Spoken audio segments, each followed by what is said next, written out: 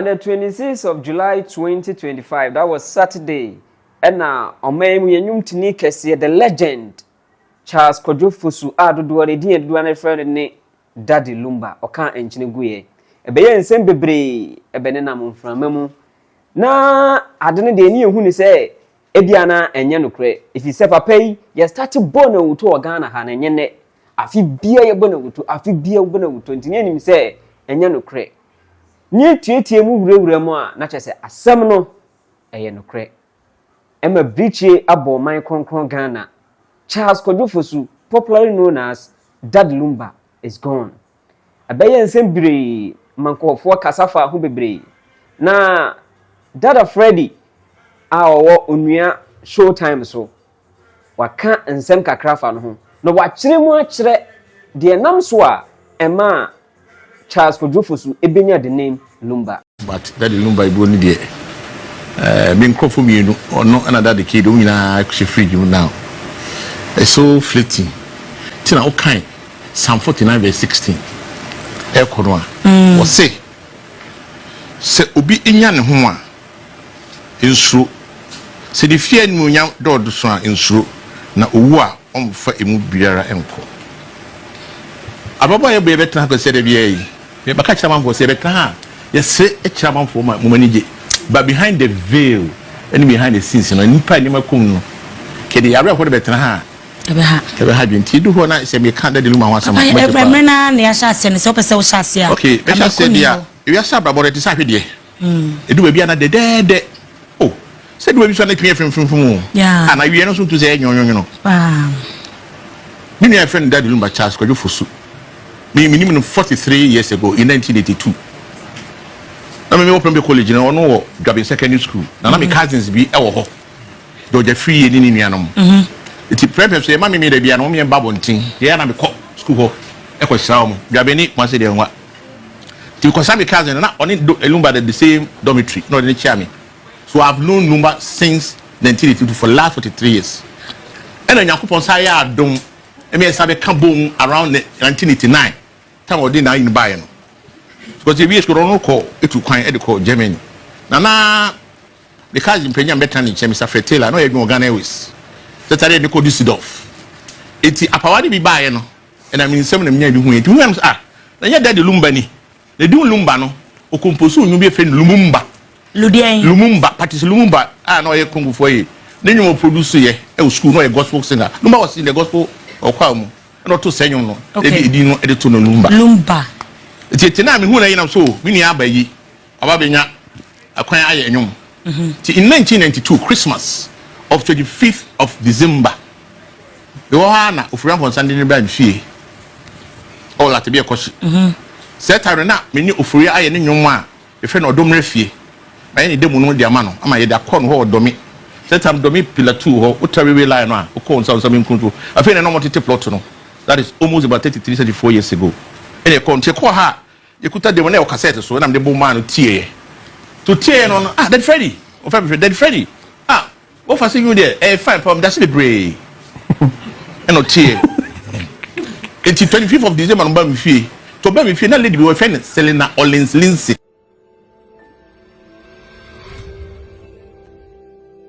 Abusia, and once when see why a DJKA, our war, Casbin FM. One also release deep secret. Bia enter abontinda and near that Lumba 12 for and we are to abontin. 1993, and if you are say a Bob Papa Utu, and your if you are say Daddy Lumba Honsem from 1993, a Mumuna Omokan Semman ya or my friend the dark catchers are called you not idea why. Ujina so de born ni or domain so. Na dofo amoti ni wu nyina. Mudi duku bo mo yem no. Mo pepa mo nemu ni so fi se mo dofo fosu ti ase. E se bu mebi na ese Lumba abodam. Empanyefo amoti mi de omunim. E de nsem ne enka mfanto no so pen. De komoji ani o me. Train tour. Na asamasa. De bebrebe ni nyina ato atwa. Kojosu waje wi ase ho amaye But maybe dear, we will be grateful forever to him. EJK, maybe DJK in Daddy Lumba. Name your mama and say home. Daddy called me about a month ago. Me dear, na me tell you wasem, and now I had several calls from penny for Lumba no break when ya kodu fosu die inti no onfre wodano na mfahini nkosi ansem bebre. Lumba called me. Enyo wi ya nka ma wontie sa audio ida. E ko me mfa meto abonten ma jehwe. Bana mpese me ma wo hu se ensem e kan fa papa no no. E na wo ye no nyum obe yo sei. Wo ye no nyum obe yo sei. If I said the way I was, and then because of the way I was sing enemy songs number out. And I'm not 4 years old, be impressed. What you asking? And the crap. You mean so? You mean so?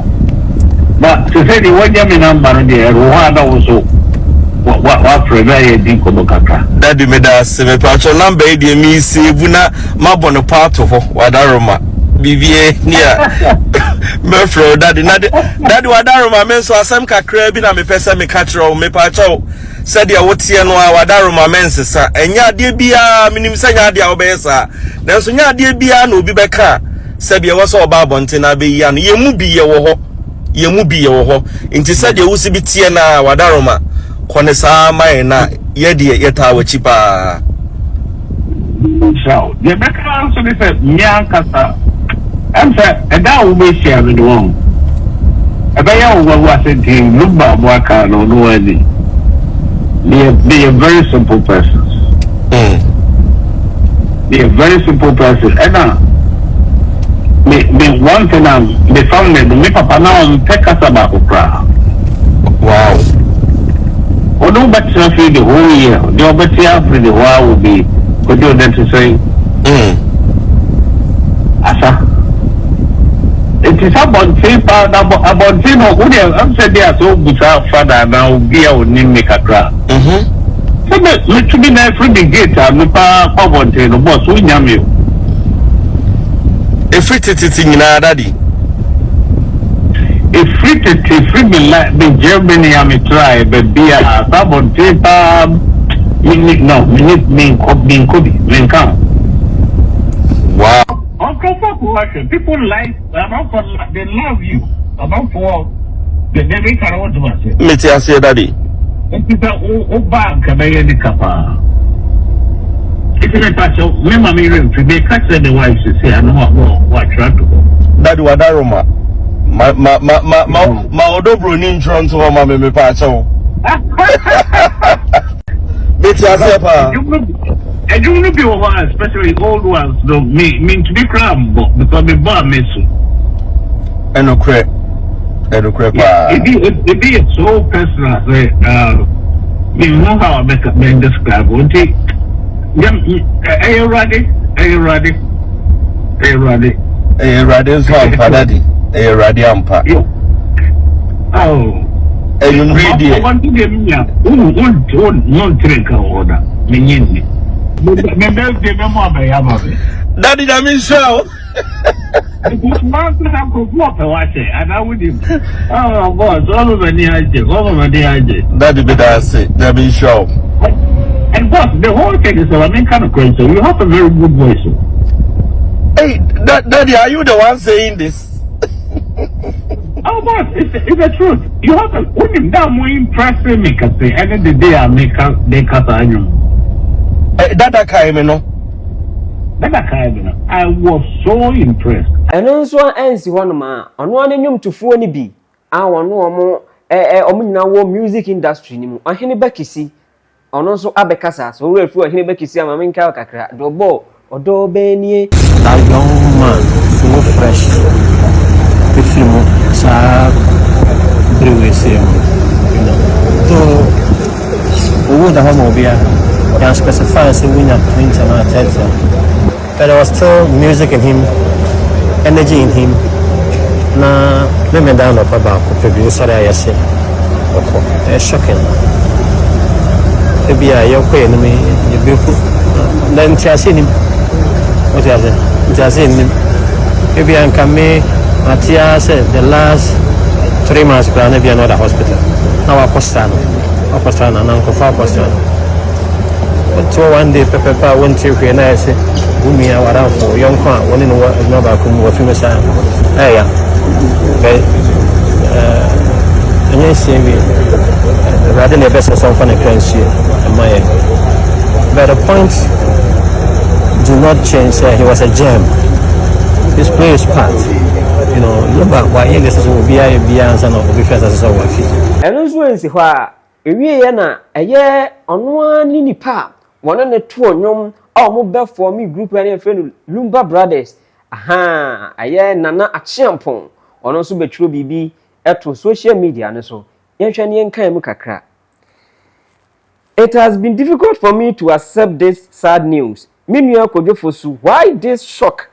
You have indeed done what the Creator brought you on earth to do. You forever inspire generations. I and my family are in pain. To the family of my beloved brother, may God hold you tight in this moment. Rest in glory, my brother, and a legend. Areho. Dear Nana Champon, and also a day ababeto ho and so no. You know, Anna, His Excellency John Dramani Mahama, the gentleman of the land. Yes, Ghana, your president, you know, and also Ebetro BB to the Facebook page honum na yenkai mukakra. I have learnt with deep sorrow the passing of Ghanaian music legend Charles Kojofosu, affectionately known as Daddy Lumba. Lumba's unmatched musical genius provided the soundtrack to our lives, carrying us through various phases of life. The beat to his memorable song may have died down, but his enduring legacy will echo through the ages. On behalf of the government of Ghana, I extend heartfelt condolences to his family and loved ones for this irreplaceable loss. Oh, Areho. We are somewhere away. Udua mekwa na efifi. Udua bancha na efifi. Na emom udua nipa on fifi biem. Aya Areho sem. Ye bia nka nhye mu da. Se okuni kese sei. Obeto fom sesi a. Nanka onyare na hompo na nenwom tofo no mutonom no enko sra no. Daddy Lumba anyare anaho. Enchiremu ekire se oyare some small sickness been about on a Saturday and then rush to the hospital. So went to me and survive our deco. Oh, Daddy Lumba, Yami, and for a cra in CA. Ye mubi yetie wonum ni bi na ye dia hye ye hu kran. Ade a obeye na sase you know. I bet down forever. Though you are dead, but you still lives because of what you have left. Obobo nyum bi to say makramo bia no mahum biem. Osa afise se mu be hie biem no a bia na menka ho aho. Oh, akraya mpa. Besen kra we die woni ye ndi na okoi. San bo nyum se men saida ankwanoma ye ne ho beto ni nyina ye nyuma oye edebae. Daddy Lumba, may God keep you safe. Rest well. Rest in perfect peace. Daddy Lumba. Daddy Lumba is dead, but he still lives. Aha! Aye, Island Media Ghana.